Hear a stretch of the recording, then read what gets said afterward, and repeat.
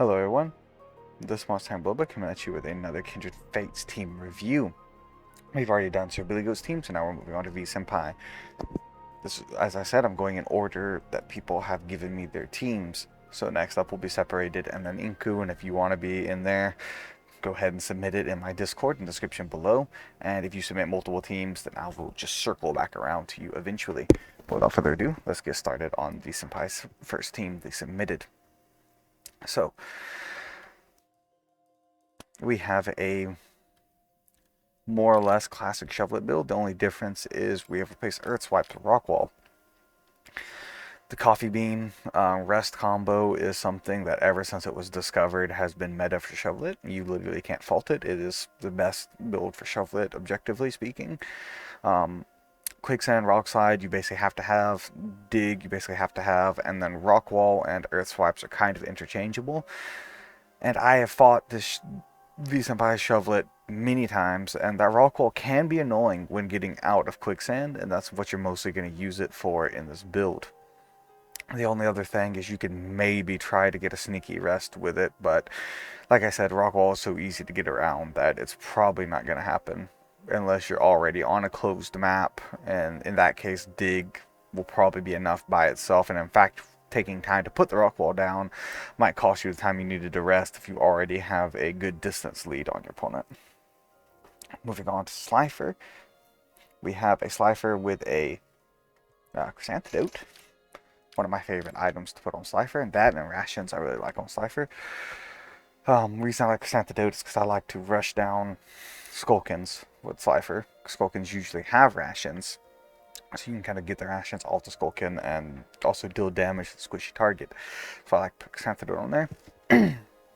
Swipes is questionable. Like, you have Fling, you have Homing Shot, you have, not Thrash, what's the other one called? Bite.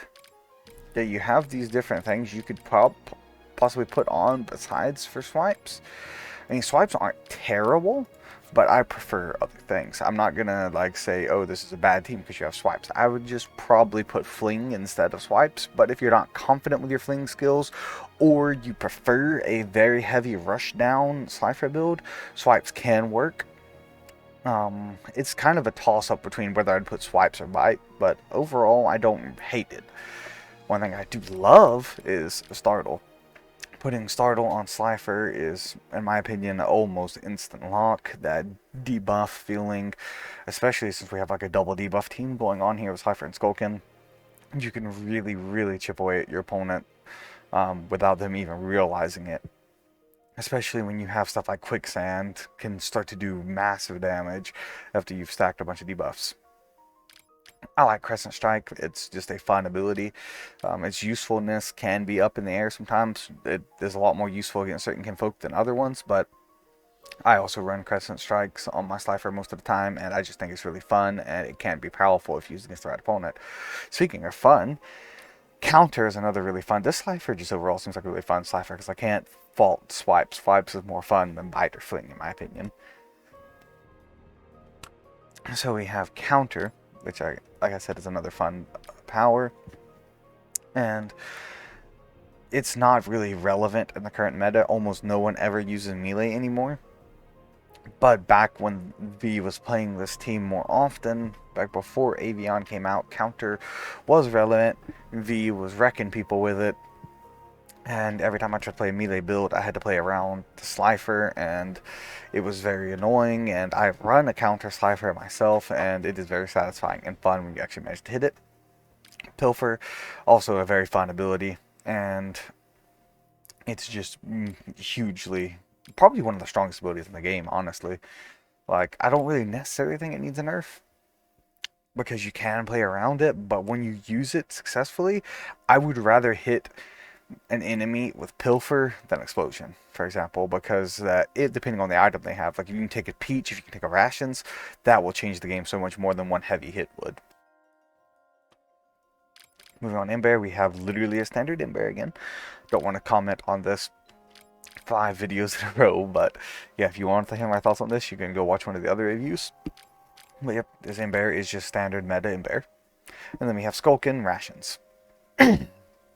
Rations on Skullkin has become meta. It is great because teleport makes Skullkin super annoying.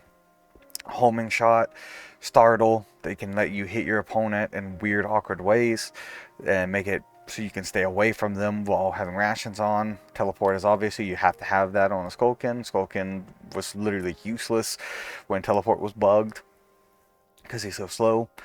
Crescent strikes instead of Dark Volley, I'm probably actually going to do that on my own Skullkin. Because that Dark Volley is just so dang weak. The chip damage isn't really worth it, especially after Reflect has come out. I find it very difficult to counter Reflect with my team, so I'm probably going to put Crescent Strike on my Skullkin just because I just hate to see Reflect. And the Dark Volley is so weak anyways. Startle is, as I was talking about before, wonderful. It can really soften your target up. Startle plus Homing Shot alone, this little combo right here is enough to make Skullkin a monster. Caustic Cloud does huge damage, can poison your enemy, can keep them zoned away from you so that you can get those ration ticks off, get back teleport cooldown, coming off cooldown so that you can teleport away, get more ration ticks. You can easily win a timeout victory with a 1v1 with a Skullkin versus almost any kinfolk. As long as they don't have rations and they're not shovelet, then you can pretty much win a timeout 1v1 with Skullkin if it comes down to that. Overall, I would say this is not only a solid, but a fun team. And that's what's important, because we're all playing a video game after all. This is a fun team, and I really like the Slifer particularly, and the Skullkin is just a classic, fun Skullkin too. But until next time, this has been Monstertaming signing off. Hope you have a wonderful day. Goodbye, God bless, and see you all next time. Bye-bye.